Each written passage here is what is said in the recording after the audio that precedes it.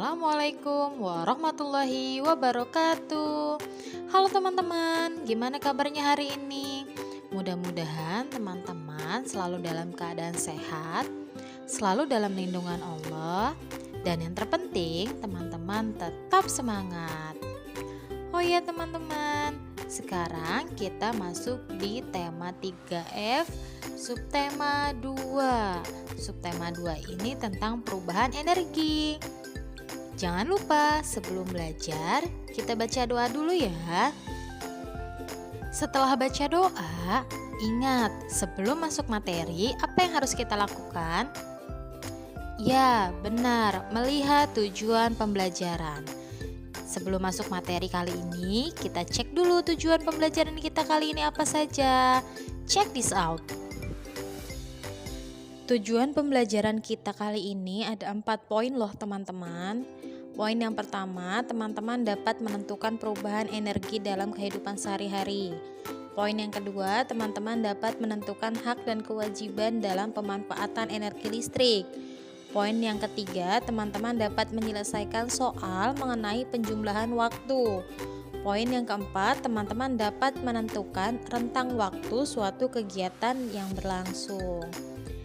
Semoga dengan tujuan pembelajaran ini teman-teman dapat lebih memahami materi yang akan kita pelajari. Semangat terus teman-teman. Nah teman-teman, di slide ini ada percakapan. Teman-teman bisa buka buku paket 3F halaman 56. Di situ ada percakapan antara Ria, Putu, Aryo, Cika. Di percakapan tersebut, ternyata mereka ingin melakukan kunjungan wisata. Tempat yang akan mereka kunjungi yaitu Waduk Jatiluhur. Ada yang tahu nggak teman-teman? Waduk Jatiluhur itu kayak gimana sih? Nah, ternyata Waduk Jatiluhur itu adalah tempat wisata yang terdapat tempat pembangkit listrik tenaga air, teman-teman. Jadi di sana ada mesin yang besar bernama turbin dan generator. Generator dan turbin tersebut memiliki fungsi masing-masing. Pertama, air yang mengalir pada danau Waduk Jatiluhur dapat memutar turbin yang besar. Kemudian turbin tersebut menggerakkan generator. Fungsinya untuk mengubah energi gerak pada air menjadi energi listrik. Kemudian listrik yang sudah dihasilkan disalurkan ke gardu-gardu listrik yang bisa digunakan oleh rumah-rumah yang berada di sekitar Waduk Jatiluhur, teman-teman. Wah, ternyata dari aliran air yang besar seperti Waduk Jatiluhur bisa menghasilkan energi listrik loh. Berarti terjadi perubahan dari energi gerak air menjadi energi listrik, teman-teman. Berikut adalah contoh gambar turbin yang terdapat di Waduk Jatiluhur. Turbin adalah kincir air atau baling-baling air yang dapat berputar dengan adanya aliran air yang sangat deras. Nah, ini adalah contoh generator. Wow, besar sekali teman-teman. Generator dapat bekerja karena turbin yang terkena aliran air tadi bekerja. Dan generator ini mengubah energi gerak aliran air menjadi energi listrik yang bisa dimanfaatkan oleh semua orang. Eits, tapi tidak langsung bisa dimanfaatkan. Harus dikirim dulu ke masing-masing gardu. Gardu listrik kayak gimana ya? Ini dia contoh gardu listrik. Kalau teman-teman suka lihat benda ini ada di pinggir jalan atau ada di dekat perumahan teman-teman, tolong jangan didekati ya, karena ini pusat listrik. Nanti teman-teman bisa tersetrum. Gardu listrik adalah sebuah bagian dari sistem pembangkit, transmisi, dan distribusi listrik. Gardu listrik mengubah tegangan listrik dari tinggi menjadi rendah atau sebaliknya dari tegangan rendah menjadi tegangan tinggi, atau untuk menjalankan beberapa fungsi penting lainnya, yaitu mentransfer atau menyalurkan dari gardu menuju rumah teman-teman. Itu sebabnya kenapa kalau ke rumah teman-teman tuh suka ada kabel yang panjang yang warna hitam, itu dari rumah teman-teman nyambungnya ke gardu supaya listriknya bisa dialirkan dan bisa difungsikan di rumah teman-teman. Nah, teman-teman, listrik yang sudah dialirkan ke rumah teman-teman itu bisa dimanfaatkan untuk apapun, tapi tetap digunakan dengan bijak atau dengan baik. Kenapa? Karena energi yang kita dapat, energi yang kita gunakan harus dengan hak dan kewajibannya. Apa haknya? Kita bisa menggunakan energi itu kapanpun dan dimanapun. Tapi kita juga punya kewajiban, teman-teman. Apa sih kewajiban dalam energi itu? Nah, kewajiban dalam energi itu berarti kita harus menjaga supaya energi itu tidak digunakan secara sia-sia atau secara berlebihan. Misal, menyalakan AC dengan kipas di kamar, padahal kamarnya kecil. Wah, itu pemborosan, teman-teman. Mungkin teman-teman bisa menggunakan kipas saja atau bisa menggunakan AC saja. Sama seperti ketika teman-teman ingin bermain tapi tadi selesai nonton TV. Setelah selesai nonton TV, TV-nya tidak langsung dimatikan. Teman-teman langsung pergi bermain. Nah, itu termasuk pemborosan, teman-teman. Karena TV dalam keadaan menyala tapi tidak ada yang menonton. Lebih baik jika ingin bermain, matikan dulu televisinya. Atau ketika teman-teman habis bermain game di laptop atau di komputer, laptop atau komputernya tidak langsung dimatikan, tapi dibiarkan terlebih dahulu sambil teman-teman makan, sambil teman-teman mandi dan yang lainnya. Alangkah lebih baik bila laptop dan komputernya dimatikan dulu, teman-teman. Baru teman-teman bisa melanjutkan kegiatan yang lain. Itu kewajiban kita, menghemat energi. Kenapa? Biar energinya tidak cepat habis, kemudian bisa digunakan oleh siapapun nantinya. Selain menghemat energi, kewajiban kita terhadap energi listrik yaitu membayar iuran setiap bulan. Nah, ini nih, kalau teman-teman tidak menghemat energi listrik, berarti biaya yang dikeluarkan ayah atau bunda setiap bulannya akan lebih besar dan lebih mahal.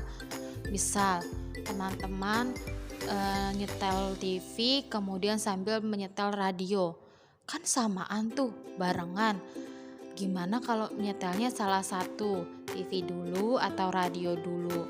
Kalau dua-duanya disetel, tegangan listriknya menjadi lebih tinggi dan pembayaran bunda juga lebih mahal loh, teman-teman. Kenapa sih kita harus menghemat listrik, Miss? Teman-teman tahu nggak? Mungkin bagi kita listrik itu sudah sering kita jumpai dimanapun. Tapi untuk mereka yang di pedesaan, yang jauh dari kota, listrik itu sulit didapat, teman-teman. Makanya ketika malam hari mungkin mereka masih gelap-gelapan, berbeda dengan kita yang sudah terang benderang.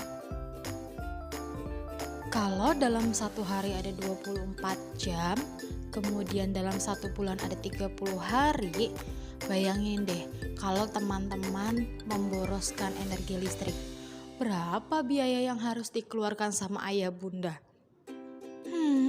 Sedangkan kadang TV saja menyalahnya bisa sampai 2 jam, 3 jam, atau bahkan ada yang lebih dari itu. Kalau 2 jam berapa menit ya? 1 jam 60 menit. Kalau 2 jam berarti 2 dikali 60 sama dengan 120 menit. Satu hari sama dengan 24 jam. 12 jam pagi sampai siang, 12 jam siang sampai malam. 1 jam sama dengan 60 menit. 1 menit sama dengan 60 detik. Kalau 8 menit berarti 80 dikurang 60 sama dengan 20. Yang 60 menit 1 jam.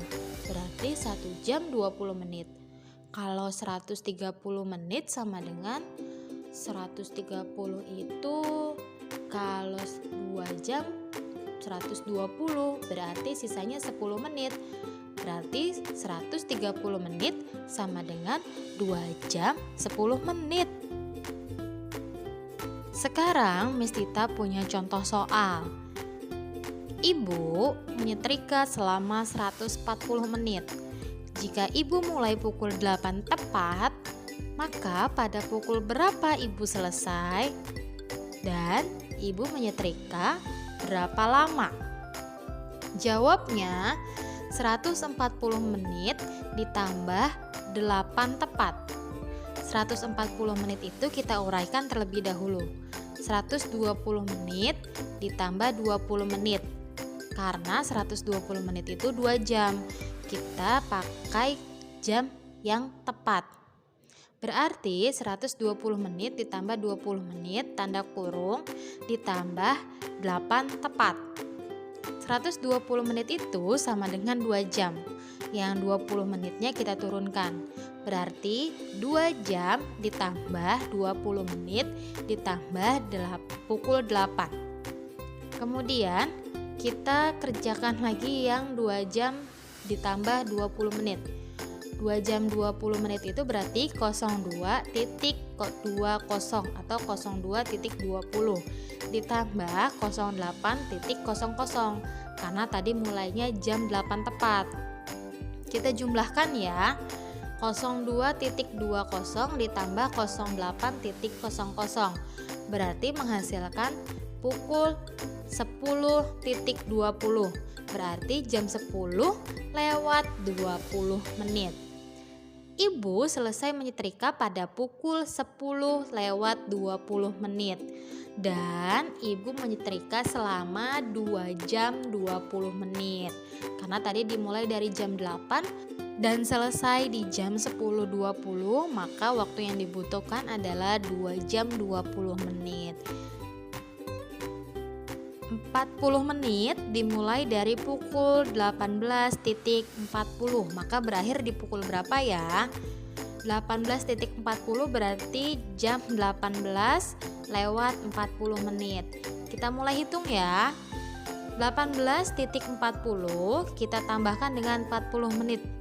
Berarti kita dapatkan hasil 18.80 ya. 18.80-nya kita uraikan lagi. Yang 18-nya kita tulis, 80-nya kita uraikan. Jadi kita tulisnya 18.00 ditambah karena 80 melebihi 60, kita tulis 60-nya dulu. 80 dikurang 60 sama dengan 20. Maka kita tulis 18.00 atau 18 tepat ditambah 60 ditambah 20. Ingat, tadi 1 jam itu 60 menit. Karena 18 tepat ditambah 60 berarti ditambah 1 jam. 18 ditambah 1 jam sama dengan 19 tepat. Yang 20-nya karena tidak ada temannya kita turunkan. 19 tepat ditambah 20. Maka hasilnya pukul 19.20 atau 19 lewat 20 menit. Dan kita dapatkan hasilnya 40 menit. Ketika dimulai pukul 18.40 menit, maka akan berakhir di pukul 19 lewat 20 menit teman-teman. Selamat datang di slide tugas. Sekarang waktunya mengerjakan tugas. Dari video penjelasan yang sudah teman-teman saksikan tadi, sekarang kita waktunya mengevaluasi pengetahuan kita.